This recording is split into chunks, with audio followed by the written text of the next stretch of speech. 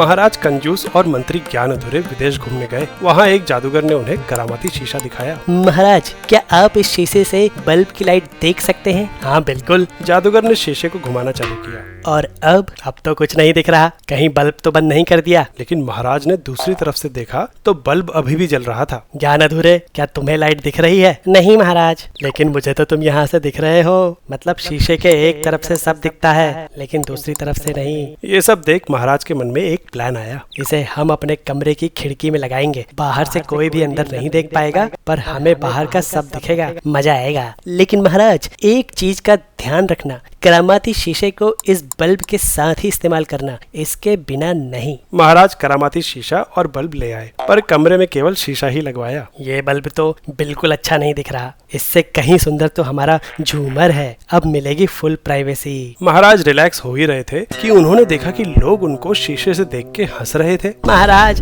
बाहर से अभी भी दिख रहा है। ऐसा कैसे हो गया? करामाती शीशा काम क्यों नहीं कर रहा? तभी ज्ञान अधूरे की नजर जादूगर के बल्ब पे गई। महाराज, जादू शायद शीशे और बल्ब को एक साथ इस्तेमाल करके ही काम करता है। ज्ञान अधूरे बल्ब को दीवार पे लगाने लगा और उसने गौर किया कि बल्ब के ऊपर एक और ग्लास लगा हुआ है। उसने जैसे ही वो ग्लास हटाया, बल्ब और तेज जलने लगा। ये बल्ब के ऊपर लगा शीशा एकदम आपकी खिड़की के शीशे से मिलता जुलता है। मतलब ये शीशा बल्ब की लाइट को कम कर रहा है और दूसरा शीशा बची खुची लाइट को भी रोक दे रहा है, तभी पूरी लाइट ब्लॉक हो रही है। अच्छा, तो यहाँ दो दो करामाती शीशे हैं। ये कोई करामाती शीशा नहीं बल्कि पोलराइजर ग्लास है। ये ग्लास ऐसे मॉलिक्यूल से बना होता है जो कि लाइट वेव्स की सिर्फ एक डायरेक्शन की इलेक्ट्रिक फील्ड को ही पास होने देता है। पर उससे क्या होता है? थोड़ा डिटेल में समझाइए। जी महाराज, पोलराइजर को समझने से पहले लाइट को समझना होगा। लाइट एक इलेक्ट्रोमैग्नेटिक वेव है और इसके दो परपेंडिकुलर कंपोनेंट होते हैं, एक ऑक्सीलेटिंग इलेक्ट्रिक फील्ड और दूसरी oscillating magnetic field.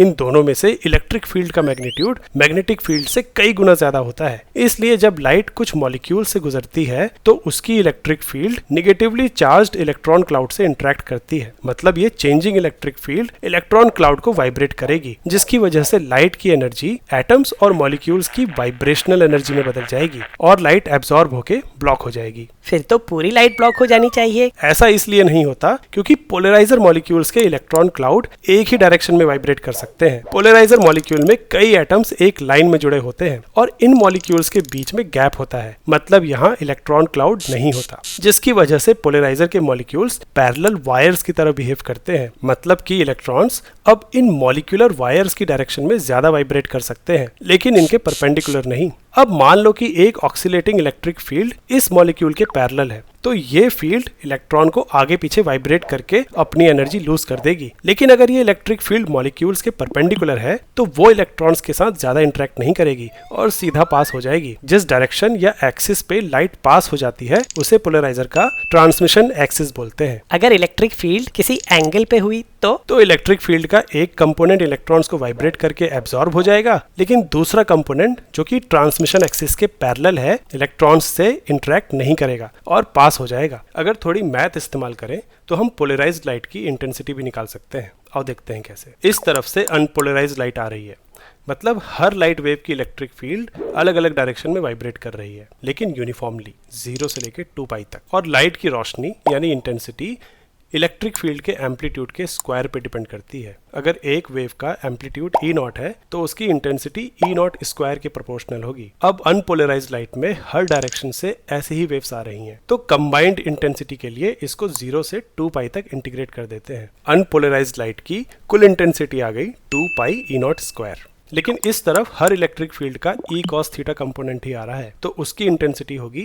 E0 square cos square theta. तो अगर इस तरफ की पूरी इंटेंसिटी निकालनी है तो इसे भी 0 से लेकर 2π तक इंटीग्रेट करना होगा। और ये सिंपल इंटीग्रेशन करके हमारे पास जो इंटेंसिटी की वैल्यू आएगी वो होगी पाई गुने E0 स्क्वायर। मतलब कि पोलराइज्ड ग्लास से पास होते ही अनपोलराइज्ड लाइट की इंटेंसिटी आधी हो जाएगी। अब अगर इसके आगे एक और पोलराइजिंग ग्लास लगा दें जिसका ट्रांसमिशन एक्सिस पहले से अल्फा एंगल पे है तो इंटेंसिटी और कम होगी, जिसे हम इस फॉर्मूले से निकाल सकते हैं। अब ये फॉर्मूला कैसे आया? ये तुम डराइव करके देखो। ज्ञान अधूरे ने बल्ब को ऐसे घुमा के लगाया कि दोनों पोलराइजिंग ग्लासेस के ट्रांसमिशन एक्सिस एक दूसरे के 90 डिग्री पे हो गए। अब 50% रोशनी ये बल्ब वाला शीशा रोक लेगा और बाकी की 50% ये खिड़की वाला। अब आप आराम से रिलैक्स कीजिए। पर ये क्या, खिड़की से बल्ब की लाइट तो ब्लॉक हो रही है, लेकिन कमरे से अभी भी कुछ लाइट बाहर आ रही है। बता सकते हो क्यों? वैसे अगर पोलराइजर इस्तेमाल करने से लाइट वेव का केवल इलेक्ट्रिक फील्ड कंपोनेंट ब्लॉक होता है, तो फिर मैग्नेटिक फील्ड कंपोनेंट का क्या होता है? क्या वो बिना इफेक्ट हुए पोलराइजर के आर पार चला जाता है? असल में लाइट वेव में ऑक्सीलेटिंग इलेक्ट्रिक फील्ड से ऑक्सीलेटिंग मैग्नेटिक फील्ड पैदा होती है और फिर ये ऑक्सीलेटिंग मैग्नेटिक फील्ड एक ऑक्सीलेटिंग इलेक्ट्रिक फील्ड पैदा करती है और इसी तरह दोनों एक दूसरे को पैदा करके स्पेस में प्रोपोगेट करते रहते हैं। अगर तुम एक को ब्लॉक कर दो तो दूसरा अपने आप ब्लॉक हो जाएगा। तुम्हारे लैपटॉप, मोबाइल और टीवी में पोलराइज्ड स्क्रीन लगी होती है जिसको तुम इन सिंपल पोलराइज्ड ग्लासेस की मदद से डिटेक्ट कर सकते हो। मैं इस वीडियो में और डिस्क्रिप्शन में कुछ एकदम अफोर्डेबल पोलराइज्ड ग्लासेस के लिंक डाल रहा हूँ। Go check them out.